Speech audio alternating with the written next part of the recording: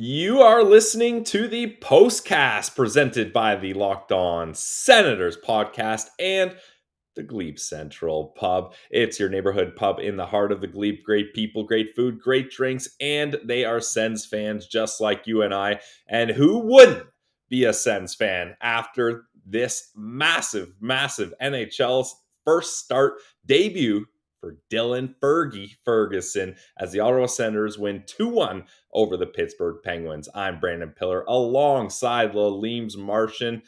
Martian, we didn't know what to expect from Fergie. I think a lot of people had positive optimism here, as did I. How did you feel going into this game, and did Fergie meet or exceed your expectations?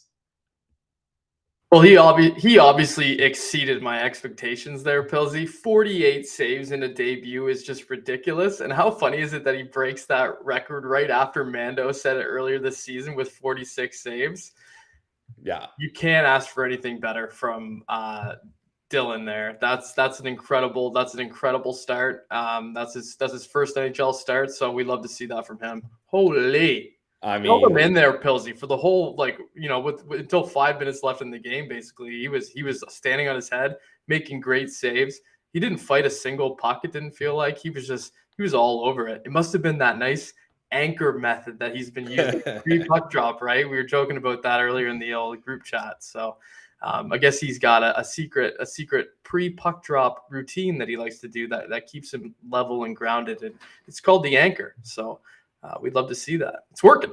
Makes sense. I mean, keep that anchor going if that's what it does. And I mean, Dylan Ferguson was 5-1 with Belleville in the AHL, comes over from the Marlies later on this season. Trade tree, he's part of the Mark Mathot trade. That's wild to think of going all the way back. But it's more of a trade circle than a trade tree in that case. How it just kind of came all the way right back to them like that. Yeah, fair. We'll have to get Mark Mathot on to fill us in on that. That's for sure. And he comes into Pittsburgh. This Sens team was garbage up against the Pittsburgh Penguins for a long time. Martian, that's their first regulation win in Pittsburgh since January 10th, 2012. And all it took was Dylan Ferguson's NHL win number 1. First of many, I'm sure, for Fergie. Yeah, he's still a young guy, Pilsy. Lots of road ahead for Dylan Ferguson. So he's off to a hell of a start here. And I just listened to his post-game interview there, too, and it sounded like he's pretty confident with himself. He's like, I've battled a lot of adversity. I've always known I've been able to do this. And that's the kind of confidence you love to hear from a young goalie like this, because he still is only 24 years old, right? And let's not get ahead of ourselves too much. One really great win, though, and we can revel in this all we want tonight. We've got 30 minutes to do so here on the old Postcast. Oh, yeah, I am loving Dylan Ferguson so far. But I think usually we do the poll, is the goggle poll. Who's going to get the goggles?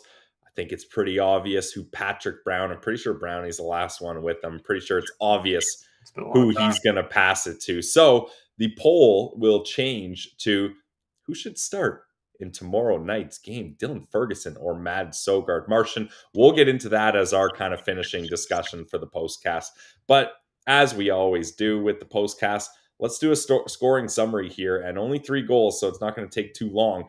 But the Pittsburgh Penguins, they really dominated that first period, Martian. I mean, the Ottawa Senators were hanging on by a thread, and a big part of it was Dylan Ferguson, and he gets things going pretty quickly. Like, Crosby slides it over to Gensel for a one-timer, and Fergie gets over there and makes a big save. At that point, are you feeling like, okay, that's one lucky save for the new guy, or are you like, holy crap, this guy's in the zone? He kind of looked dialed right from the very start. I think right from the first few saves, I was like, oh, this guy's kind of paying really good attention out there, and he's not losing the puck, and he's not fighting the pucks. He's getting it done, and that's what we were loving to see right there. And man, I really like right from the very get-go, I was like, he looks good. So, and obviously that was the very first time I've ever seen him play, and it was hilarious having him wear the blue pads with the red Sens jerseys too, right? So a little bit of a clash there, but we've seen goalies do similar stuff like that before, like with Forsberg when he first came over to Ottawa and he was wearing the Jets colored pads too. It was a little reminiscent of that for me, but I had confidence in him right from the start, just the way he got going. Yeah, and Jerry P, we got to thank you for the donation. Malkin's such a diver. I mean, you won't find too many disagreements here. But sticking with Dylan Ferguson, like I thought the way he was able to start this game was key. And if we got any goalies out there, you guys that know we're a hashtag goalie friendly show. It's important to get a couple shots quickly just to get in the game. And Pittsburgh having dominant possession to start the game actually is a bit of an advantage for me at this point. Martian, I did not bet the Sens would get first to five on FanDuel today because I thought Pittsburgh was going to come out of the gate Yeah, good flying. call. It was 5-2 pretty quick, I think, right? Was that what it ended up being? Yeah, they weren't Yeah, even close.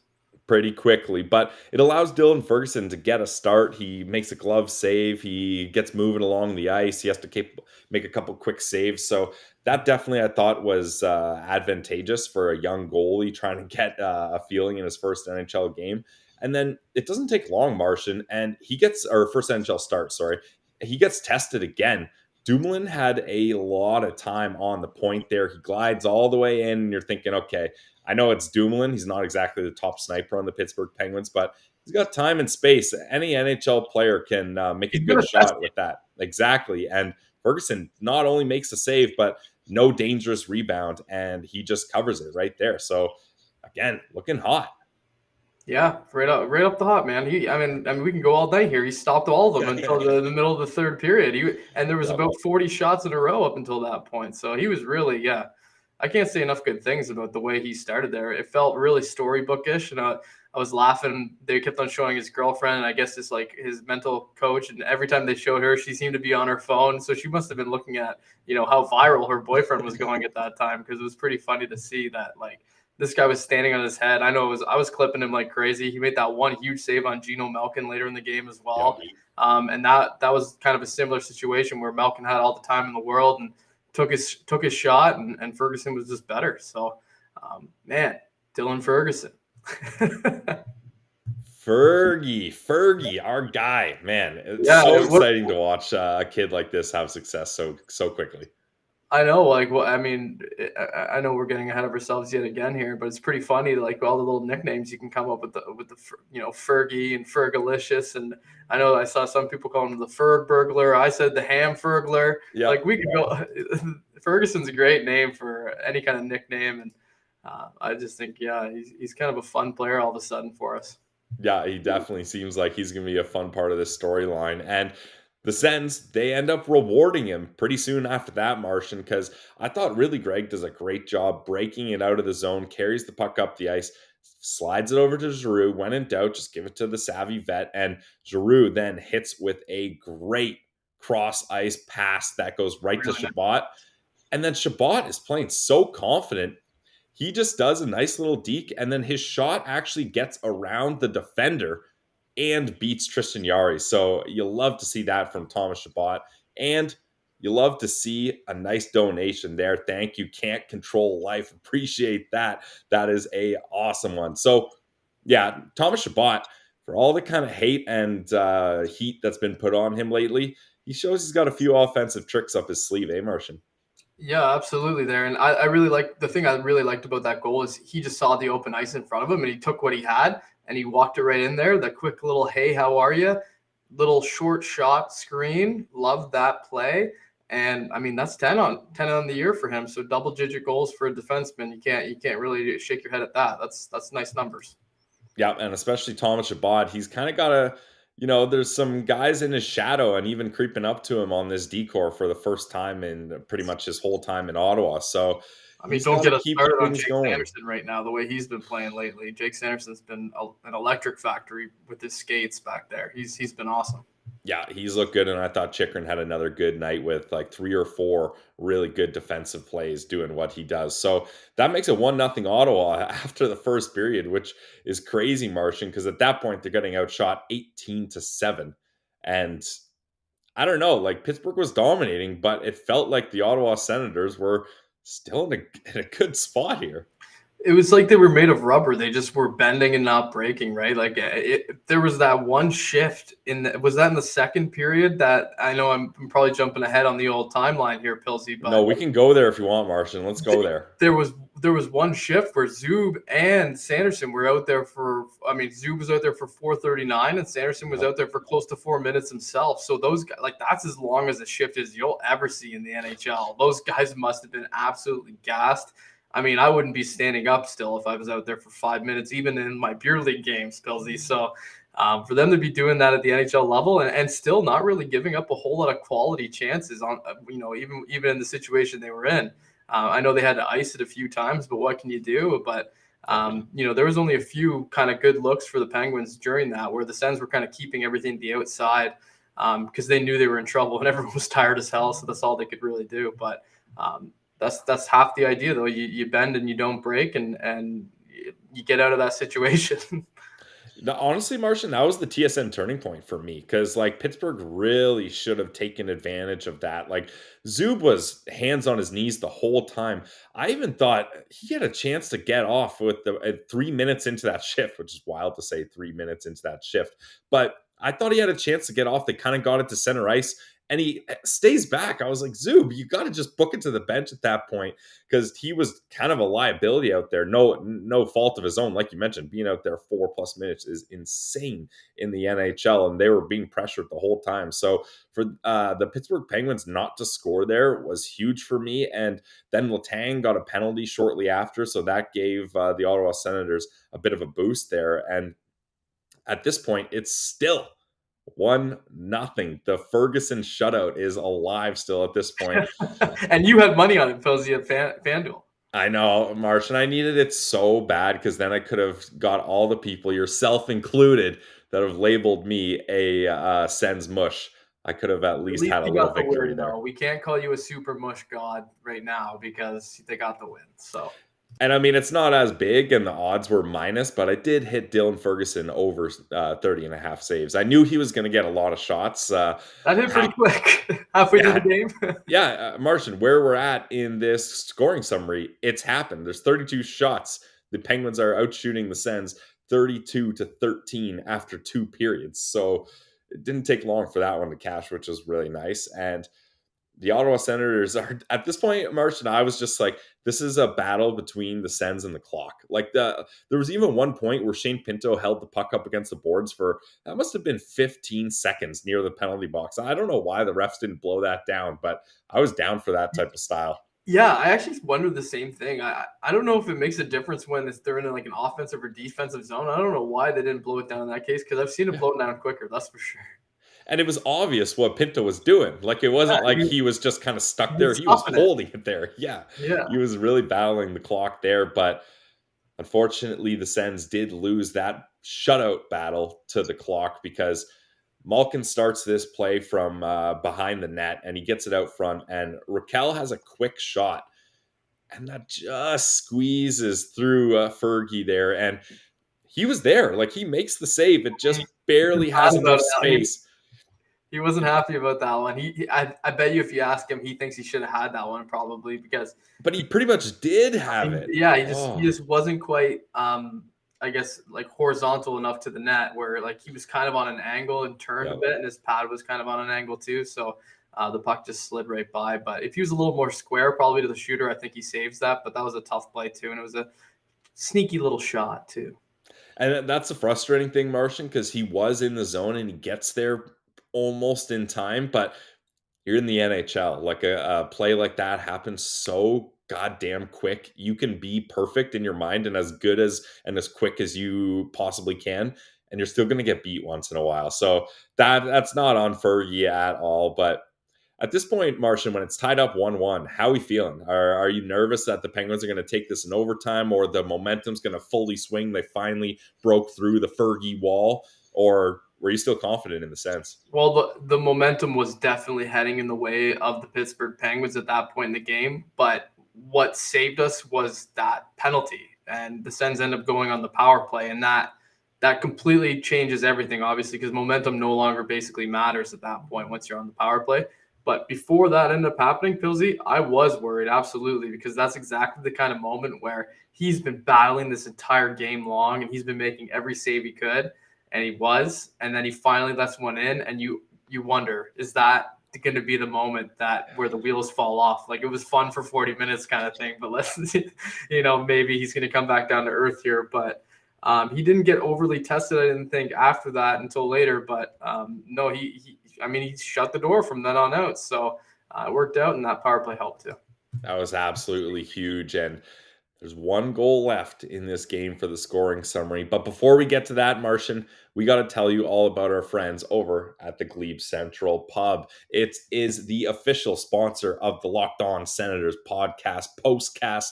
It is what allows us to do this with so much passion every game, because they have passion for the game too, and they want to sponsor a Sens podcast like us. It's a perfect partnership, much like a nice Glebe Central Pub chicken wrap and a pint at the Glebe Central Pub. Much like anything you're trying to do, they got speed dating there. They do battle bot nights. They're a big soccer pub as well. So there's so much going on at the Glebe Central Pub. You guys got to be a part of it. If anyone is boots on the ground at the Glebe Central Pub right now in the chat, let us know, and let them know that the Locked On Senators podcast sent you. So check them out at 779 Bank Street and tell them that we sent you guys.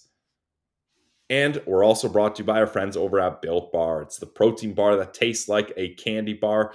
It is delicious no matter what flavor you get. Try the Built Bar Puffs. They're my ultimate favorite, Martian. It's marshmallow wrapped in chocolate, and they got flavors like chocolate cookie dough. They got brownies. They got coconut almond. All those are some of my favorites. Double chocolate, even, to keep it simple. But don't just take my word for it. Head to built.com and get some for yourself. Run there. It's built.com. Use promo code LOCKEDON15. Our guy Fred took advantage of the promo, and built.com has a special promo on their website as well. So you can get that too at built.com. It's Built Bar, the protein bar that tastes like a candy bar. All right, here we go. Back into the scoring summary. Oh, we lost Martian there, but we're going to keep it rolling here. Hopefully Martian gets back in the mix here. But we also have a tweet that producer Ross is going to pull up for me here. Check this one out. This one's from Jeff Tate. I listen to every single postcast, but this one's extra special. Dylan is my younger cousin. Nice. We got some family going on. And myself and the family have been anxiously awaiting this moment. It's a surreal feeling. And we filled my Ottawa West home for a watch party tonight. The vibes are extra high. Go Sens, go. Hell yeah, Jeff. I'm with you. That's awesome to hear from the family here. So we're all Dylan Ferguson fans. Fergie is a man of the people, and he gets the Ottawa Senators a big win here. But he can't do it alone, Martian, because he needs a little help from his friends. There we go. Now Martian's back here. As much as I love the spotlight. Sorry about that, Pilsy. I accidentally just closed the window by accident. That was a very unprofessional move by me. Hey, that's all right. I kept tap dancing. I kept the bus in between the two ditches while you were on a pit stop there. But it all happens because Drake Batherson helps close this one off. And this was a wild play because Sanderson has a one-timer that I don't know if it busts the guy's stick on the Penguins or it just knocks it out of his hand. It sounded like it did, but then later on when Sanderson was moving the stick around, the Penguins were complaining because if you can't move a player's stick away from him so he can't grab it, that's a penalty. So I think it must have been broken, though. I figure it is. But it sounded like the Penguins player wouldn't complain, right?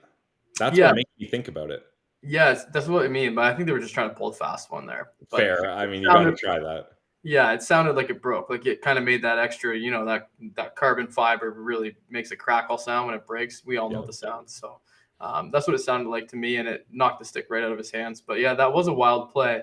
And right before that, DeBrincat had a grade A opportunity that he was just absolutely robbed by Jarion. It was just insane save. I can't believe how snake bitten he is right now, because that's exactly the kind of scenario where you want the puck on his stick, you would think. But he wasn't able to get it done. But luckily, it ended up happening for us there with that great feed from Tkachuk. That was just an absolute zipper straight on the ice. And Batherson got a stick on that. He wasn't sure right away that it went in, but once he realized it did, the celly was on. Yeah, it was unreal. And I mean, of course, Batherson's going to score on the power play. That's seemingly the only time he gets cooking is with the power play. And that ends up being the game winner. And that's so huge because I was nervous that this Ottawa Senators team, after being hemmed in their own zone for so long in this game, that if they went to overtime, 3-on-3 with the talented players that Pittsburgh has, your Crosbys, Malkins, Gensels, Letang, like those guys can overwhelm you. And especially Martian, like if you look at the advanced stats here for this game, it's absolutely wild. Like the Corsi was 65.5% for the Penguins. The scoring chances, Martian, try to guess how many scoring chances were handed to the Penguins after on natural stat trick. Just guess. Total over the course of the game? Yeah, scoring chances. Oh, I have no idea, Pilsy. Like maybe 15? Is that too high? 41 scoring chances on natural stat trick. Yeah, I'm looking at it right now. That's 41-12 is the scoring chances. You're saying that every one of their shots on goal is a scoring chance almost? Is that I'm not or they can have scoring chances without having a shot on goal, I guess. But I'm not sure what their true definition of a scoring chance is, but they got 41 here, Martian. And then high danger chances, 14-6, and expected goals 3.56. So Fergie just absolutely shuts the door on this team that is coming off a 6-0 loss to the New York Rangers. You'd think they'd be angry and pissed off, and they played hard, but then you get beat like that. Can you imagine your NHL debut is against Sidney Crosby and Evgeny Malkin, and like you were in the East Coast League earlier this season, and you've been on a PTO for 22 games or whatever it was? Like, yeah, and they just call you up and you start right away on the road. My God. It's got to be like he almost didn't even have time to think about how crazy it was that he was doing what he was doing. Like there was no buildup whatsoever. Just like, boom, you're in Binghamton. Boom, you're in Ottawa. And then next thing you know, you're on the ice in front of, Sidney Crosby trying to stop him. That's just nuts. Yeah, it's wild. And officially, the NHL has given him 48 saves. So according to Stat Center, 48 saves ties the most saves by a goalie winning their first career NHL start since saves were started tracked in 1955 to 56, tying him with Ken Reggett. We all know and love Ken Reggett in 1983 with the Leafs. So yeah, what a feather in the cap of Dylan Ferguson now for the rest of his life. He's going to be able to say that he had the most saves in an NHL start debut win. Well, wait, sorry. The stat I'm referencing is most saves in a win in your first start. So this one that Ross has pulled up is most saves in a first career start. Right. And he's one back of that record. It's wild. Yeah, that's insane. Yeah, and it right there as well. Yeah, it's ironic. We were talking about that, Martian, that they get swapped for each other when that's how they both start things off with their first start. So as a goalie-friendly show, I mean, I'm as positive Pillsy as you can get about this. I know if you zoom out, the wild card race still is Mufasa still got his paw on that leg, but it's still just barely clinging on here. But if you zoom in, this story is just so fun. Yeah, they're just hanging on by that thread, just that little bit, and that's what I mean. We're still playing meaningful games in March, you guys. We are, and we've got another one tomorrow. So, Pillsy, the big question. Let's hear it. What's the big question for tomorrow? Well, I can't see the poll right now, so if you guys can let me know where the poll is at, just where I am on Restream. I got you here. I can. But also, I would just want to point before we get to that. It's massive that this team beat the Penguins in regulation. Like that is so huge. It didn't take to overtime. It wasn't a 3-point game. So love to see that. And it looks like, I mean, this is crazy. When you start hot, people want to see you keep going. Who will start or is it who will or who should? The wording of that is important. Who would you like to see start? Who would you like to start? 55% of 226 people say Fergie. So, Martian, Paul, why Pillsy needs a Mufasa shirt. I'd be down for that. Martian, where do you lean on this poll? I'm in the majority, Pillsy. I think if you win and you're in, let's just keep riding this hot hand here. maybe this kid can roll the momentum. Although, man, playing back-to-back nights after stopping almost 50 pucks must be an exhausting thought. But like I said before, it's almost like he doesn't have time to think about it. He's just happy to be here. He's excited. So I think, yeah, it might not be the worst thing ever. Just throw him in there. Let's see what he's got. Guys, I think you were always against it, Pilsy, so I would love to see you go the other way this time. This is the first time I'm going to go with totally against my principles. I always battle Ross on this one. Yes. I even roll my eyes and I'm like, come on, Ross, we cannot be having this And it conversation. makes the least sense of all of them, Pilsy. But sometimes you got to be crazy to be lucky, and you got to be lucky to be good. And Dylan Ferguson is the goalie I want starting in tomorrow night's game. I can't even, I would never, I wouldn't write that down and repeat it because then I'd think about it too much. But that's the thing, Martian. Like you said, don't think. Don't have this kid thinking and sitting on a couple days being like, wow, that was amazing. I got to repeat that performance. No, get him right back in there. And he just beat the Pittsburgh Penguins, a pretty damn good team who's now on the outside looking in of the wild card spot, mind you. Them there, right? Why not give him a chance up against the best team in the NHL? Why? You know who wants it? You know who wants it? Dylan Ferguson wants it. That's what I have to say about that, Pilsy. Yeah, honestly, I would love to see them do this. And DJ Smith leans heavily on Zach Burke's input when it comes to starting goalies. So I bet Berkey will go up to him and say, hey, you were hot last night. How you feeling this morning? How are we doing? We confident? And if Fergie gives him the green light and Burke thinks it's okay, I think we could see this, Martian. Pilsy, they must have seen something that they really liked about his game in Belleville to feel so confident bringing him up and putting him in there like that, especially in the position they're in. I know that it's probably, they're probably not going to make the playoffs still. Daniel Everson voice, probably not. But yeah. I mean, they must like something about him. They must have caught something and been like, this kid could probably play in the NHL right now, in his little stint that he had in Belleville, because he was playing really well there too. Well, Martian, a 5-1 performance and .935 save percentage, 2 goals against average. When it first happened, I was kind of scratching my head, especially because I was kind of of the mind hey, give Mando one more kick at the can here. I don't think he's deserved to be sent back down. But then I was like, you know what? Desperate times call for desperate measures. And they had to try something because, it was tough with Mads, and maybe you just want to get some new energy in there. Not that Mando is bad energy at all. That's not what I'm saying. It's just fresh, new energy. You get a kid that has a good story, a comeback story. His last time in the NHL was so long ago, and it didn't go his way, and now he works his way back to a spot. Give it a chance. So I love it, especially Martian, since it worked out. Maybe if it didn't work out, we would have a totally different spin zone. But who cares about that? Because it did work out. And Fergie.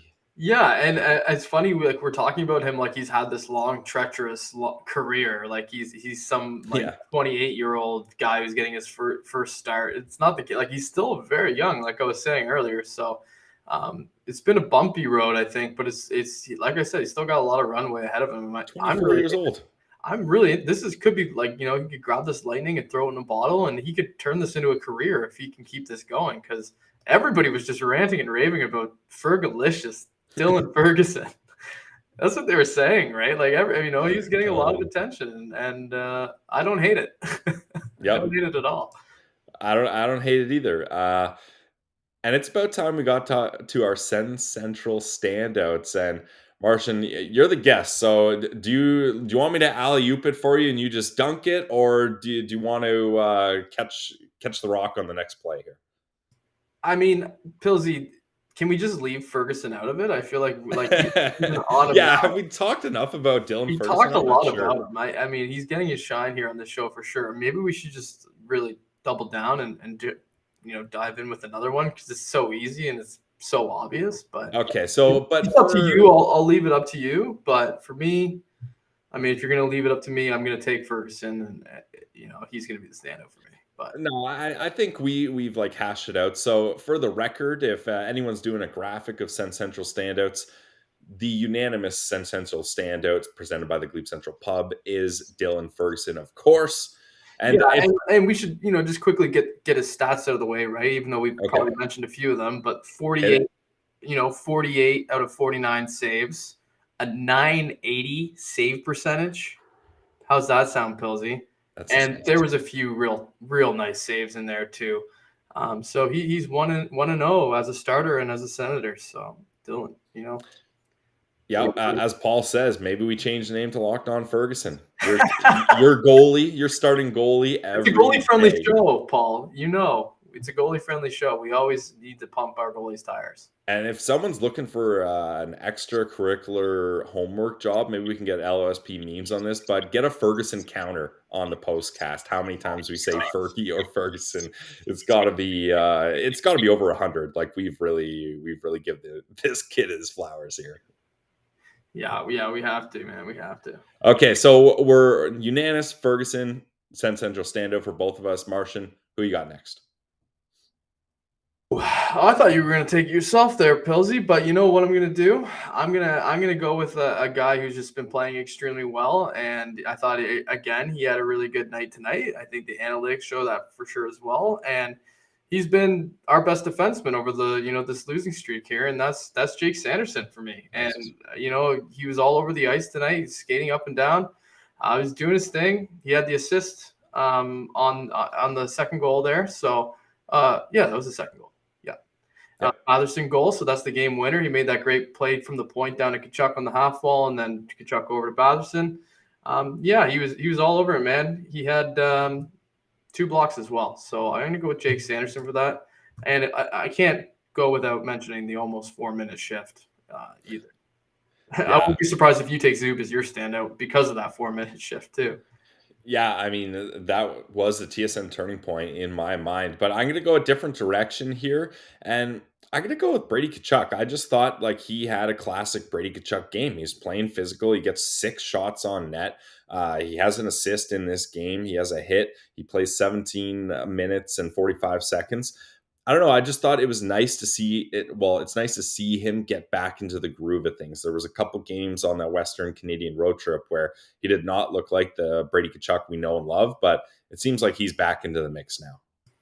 Yeah, I find he kind of goes through ebbs and flows himself too, right? There's a few games he goes where like they don't wake him up and he's kind of quiet, and there's some games where he just gets insanely emotionally engaged, and like those are the games you see him like basically give his own team no choice but to get in the mix and get involved as well, because he'll get your heart racing if you're watching him long enough. He really loves to mix things up. Are we going around the horn twice, Billsy? Because if we are, you can give an honorable mention. I don't think I have another one around the horn, but give some shout outs. Why not? It's positive Pilsy here. Let's go.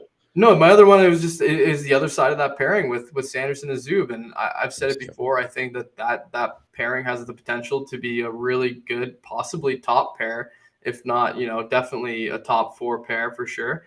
And he was really physical tonight, Pilsy too. He was credited with 5 hits, but I feel like all 5 of them must have been pretty powerful because I was noticing him out there. He's throwing guys against the boards.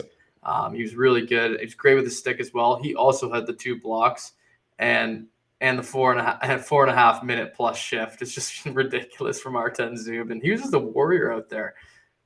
As tired as he must have been, he didn't look overly tired, even on that 4-minute shift. It's not like he was like totally bent over on the bench, breathing heavily. He was looking composed, he's like a robot. Yeah, I mean, he needed some bounce back performances here. I thought he's been a little tough as of late, but him and Sanderson have looked like a nice pair here. And Artem Zub ends up playing, who would have thought, but he ends up playing the most time on ice for that decor at 21:55. Everyone was playing catch up from that point on. But at 21:55, that's the highest mark. That is perfect for this Ottawa Senators team that is no longer just Thomas Chabot lifting up everybody else. And Thomas Chabot, he plays 20 minutes and 1 second. So I think if you can roll those decor lines like that, especially with the depth on the left side, this team could have a lot more success going forward. Yeah, I like that. I like that balancing act that they're doing there for sure. Makes sense, especially with Chabot being a little banged up. Yeah, exactly. So that's what we like to see from DJ Smith. I'd like to see him just starting to trust other guys a little bit more with more minutes, right? Yep. Jake Sanderson has, as of late, really stepped up his minutes. And like you mentioned, him and Zub to ignore. Kind of are the top pair now. Like, I think that's fair to say. Yeah. And it's funny because, this is probably going to change back, I would assume, when Chabot gets gets healthy again, or what they consider to be like I don't know, man. 100%, but maybe not. Yeah, I wouldn't be surprised if it goes either way. Yeah, and one thing to concern ourselves with, Ross brought it up here. Ridley Gregg taking that shot from the point and it hits him in the Mhm. back of the head. Ooh, Yeah, it that's looks like tough. Ridley's had to deal with a lot in this couple games coming back. He gets knocked down a bunch. He gets hit in the back of the head. he took a big hit earlier in the game as Yeah, well. When it was like almost like a 2-on-1 situation, or 2-on-2 situation, but the defenseman kind of caught up to him and just out muscled him and chucked him into the boards. But he did return after taking that puck to the back of the head, so he's just probably got a bit of a stinger there. It's not a comfortable spot, that's for sure, to take a puck. yeah, that's tough. So your Ottawa Senators get the 2-1 win in Pittsburgh. I can't believe they finally got a win in Pittsburgh. I know I already mentioned this stat, but it bears repeating. First regulation win since January 10th, 2012. We're talking 11 years ago That's until crazy. this team had a regulation win at PPG Paints Arena. I'm not even sure if it was still called that back then. I feel like it might have been. That seems like it No, it was. was the Melon.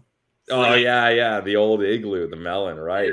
Yeah. So yeah, that just goes to show you where this team has been at when they're in Pittsburgh. So Dylan Ferguson, 48 saves in his first NHL start, a 90.980 save percentage, stops 98% of the shots. Math guy there. Just incredible. Just like there's no other way to describe this. Just incredible. Like if this was up against the Anaheim Ducks or Columbus Blue Jackets, maybe you're saying, okay, yeah, whatever. But this is a team that through over a decade, the Ottawa Senators have so much trouble solving. Who knew? All it took was Dylan Ferguson. 1-0 in the Dylan Ferguson era, baby. I love to hear it. Hell yeah. You'll love to hear that for sure. Martian, any last thoughts before we wrap things up here?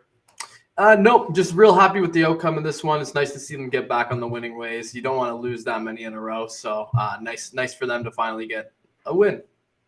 Oh my God, it feels so good. It feels like it's been a long time. It has been too long and too many games, Martian, where it's so funny how the hockey gods work. Colorado and Toronto, Ottawa deserves This to was like win the those polar games. opposite of the Toronto game almost. Right? Yeah, it's like they were getting all the shots at the Toronto game and none of the results. And then this one, well, I mean, they still scored 5 goals, but they should have won that game.